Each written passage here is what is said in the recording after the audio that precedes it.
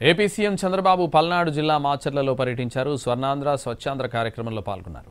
స్థానికంగా ఉన్న చెరువు పరిసర ప్రాంతాల్లో స్వచ్ఛతా కార్యక్రమం చేపట్టారు. అక్కడున్న చెత్తను ఊడ్చారు.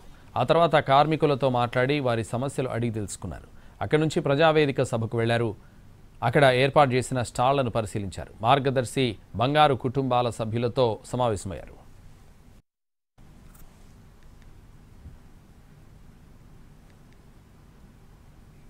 మాచర్లలో ప్రజాస్వామ్యం లేకుండా చేశారని, చరిత్రలో డిక్టేటర్లకు ఏ గతి పట్టిందో ఇక్కడి వారికి కూడా అదే గతి పడుతుందని అన్నారు సీఎం చంద్రబాబు. మనసుల్లో చెత్త ఉండే వ్యక్తులను పూర్తిగా ప్రక్షాళన చేస్తే తప్ప మాచర్ల బాగుపడదని అన్నారు ఆయన. స్వచ్ఛాంధ్రతో పాటు పేదరికం లేని సమాజం కోసం ప్రయత్నిస్తున్నారని చెప్పారు. సీమలో ముఠాలులా చేశాను. ఈ రోజు చెప్తున్న పల్నాడులో కబద్దార్ జాగ్రత్తగా ఉండండి. రౌడీజం చేసి నేరాలు ఘోరాలు చేసి నేను 14లో ముఖ్యమంత్రి కాదు, 95లో ముఖ్యమంత్రిని. ఆ విషయమే చాలా సందర్భాల్లో చెప్పాను. నేను వచ్చింది పరిశుభ్రంగా ఉండడానికి చెప్పడానికి వచ్చాను. రేపు ఎల్లుండో మీ ఇంటికి కొన్ని వాహనాలు వస్తాయి.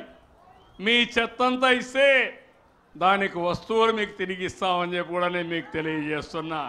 కాబట్టి మీరు ఏది పారేయకుండా చిన్న చిన్నవన్నీ ఉంటే అది ఎలక్ట్రానిక్ వేస్ట్ కానీ ప్లాస్టిక్ డబ్బాలు కానీ అన్నీ అక్కడ పెట్టండి. ఇప్పుడు గవర్నమెంటే ముందుకు వచ్చి మీ పాత వస్తువులు తీసుకొని మీకేం కావాలనో అవన్నీ ఇచ్చే ఏర్పాట్లు చేస్తున్నామని చెప్పి కూడా నేను మీకు తెలియజేస్తున్నా. నేను ఒకటి ఆలోచించాను. ఇప్పుడు కూడా వేదికలో బంగారు కుటుంబాలు కూర్చోబెట్టి మార్గదర్శకులు పెట్టామంటే నా మనసు ఎప్పుడు ఈ పేదవాళ్ళపైనే ఉంటుంది. పేదరికం లేని సమాజాన్ని నిర్మాణమే ధ్యేయంగా నేను పనిచేస్తున్నా. ఏ పని చేసినా పేదవాళ్ళ కోసమే చేస్తానని. ఈరోజు మీరు చూడండి, పోలవరం రాష్ట్రానికే ఒక వరం. నేను చాలా కష్టపడి 76% పూర్తి చేశాను. ఆ 5 ఏళ్ళు ఒక వ్యక్తి వచ్చాడు. వ్యక్తి పేరు నేను చెప్పను.